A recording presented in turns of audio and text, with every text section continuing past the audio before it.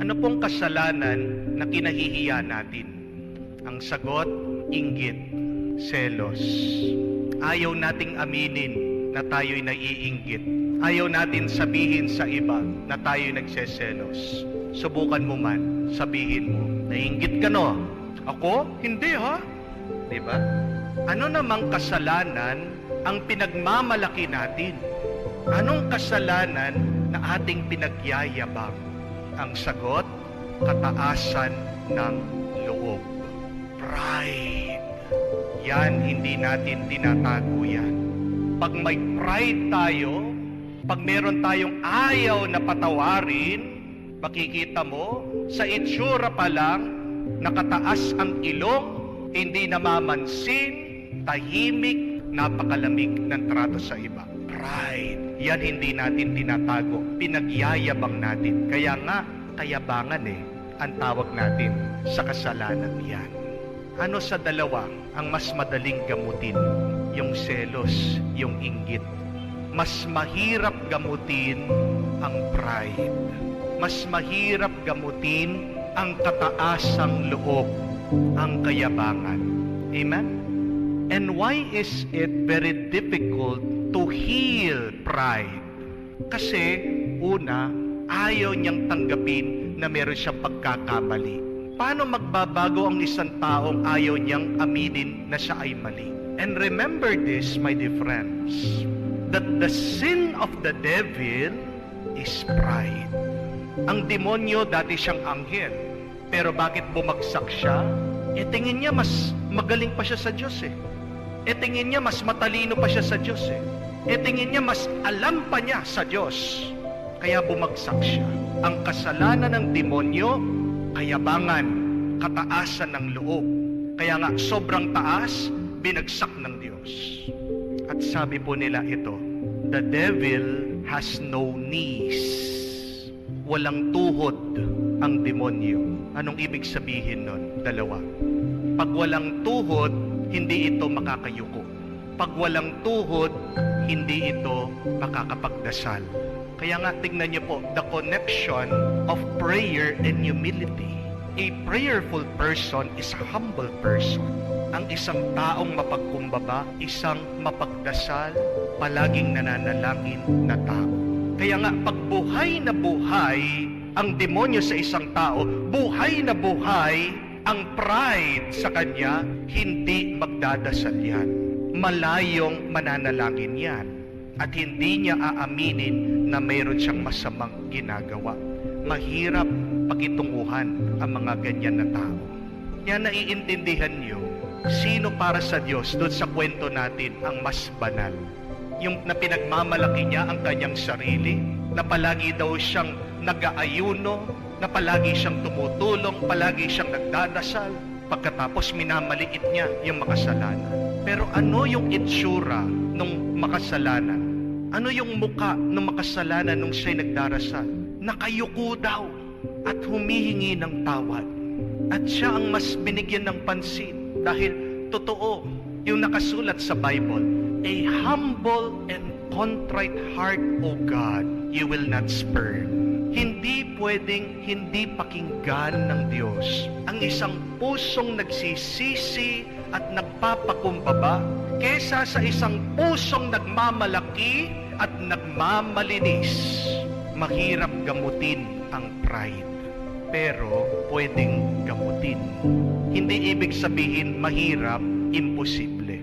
Difficulty does not mean impossibility.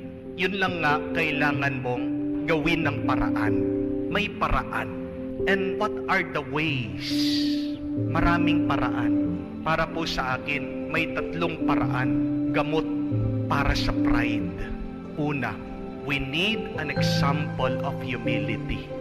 Pag wala kang sinusundan sa pagpapakumbaba, hindi ka magiging mapagkumbaba. Amen?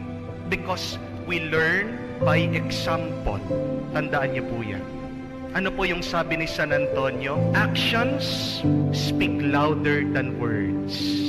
Mas malakas mangusap ang gawa ng tao at mas naiintindihan ng tao, mas tumatagos sa puso ng tao yung gawa, yung totoong buhay. yung karanasan. Kesa doon sa puro salita, wala naman laman. Malaking epekto sa isang taong mayabang, mataas ang loob, pag meron siyang nakikitang nagpapakumbaba.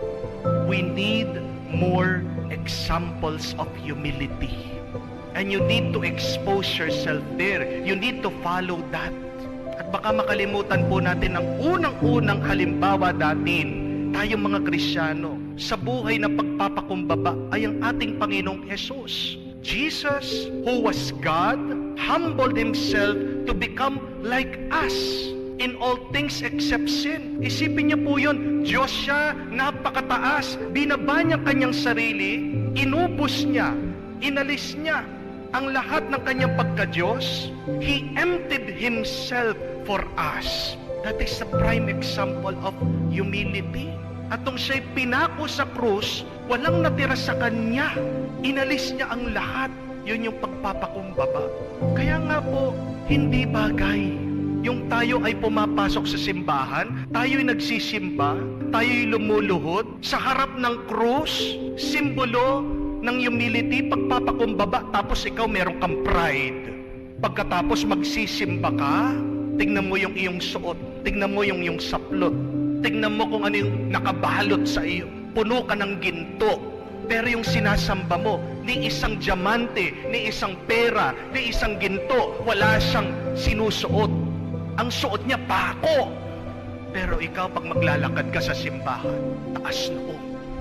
Pag tinitignan mo yung mga tao, minamaliit mo sila. Hindi bagay. That is hypocrisy. Hindi po ba? Yan ay pagpapakunwari. Hindi po ba tayo nahihiya sa harap ng Diyos na inubos, walang natira, tinapon niya ang lahat para sa atin, tapos ikaw naman, nag-iipon na ng iipon. Pinagmamalaki mo sa mga ibang tao. Hindi bagay. Sana kung ikaw ay lumalapit sa Diyos, sana kung ikaw ay sumusunod sa Diyos, lalong-lalo na nakaharap ka sa krus ni Kristo, madama mo naman na kailangan mong magpakumbaba. Matuto ka din na mag-alis, na magtapon ng mga nagiging daan ng iyong kayabangan. Pangalawa, constant love and affection. Paano mo mapapalambot ang matigas na karne? Kailangan mong pakuluin. Kailangan dumaan sa init. At ano po ba yung init ng ating buhay? Pagmamahal, malasakit. Pansinin niyo po, yung mga taong mapagmataas, yung mga taong mayabang, kulang ng pagmamahal yan. Think of this person in your life na napakayabang, napakataas, puno ng pride. Yan yung mga taong malayo sa iba. Yan yung mga taong konti yung kaibigan. Yan yung mga hindi kinakausap. Kausapin nyo. Kahit na nakakainis sila, padama natin ng pagmamahal, ng pagkalinga. Kaya lalong nagiging matigas ang puso ng mga yan, dahil walang nagpapalambot ng pagmamahal. Gusto mong magbaba ang mga nandun sa napakataas. Yayain mo sila, sumama, makiisa, mahalin mo sila. Constant love and affection will slowly burn pride. Pangatlo, at kahuli-hulihan, God will make a way for the proud to be humble. Yan yung sinasabi sa ating gospel. Ang mga nasa taas ay ibababa, ang mga nasa baba, ang Diyos, itataas niya. Sinong gagawa nun? Tayo? Hindi. Ang Diyos, siyang gumagawa. Huwag kang mag-alala. Ang trabaho mo lang, magmahal ka.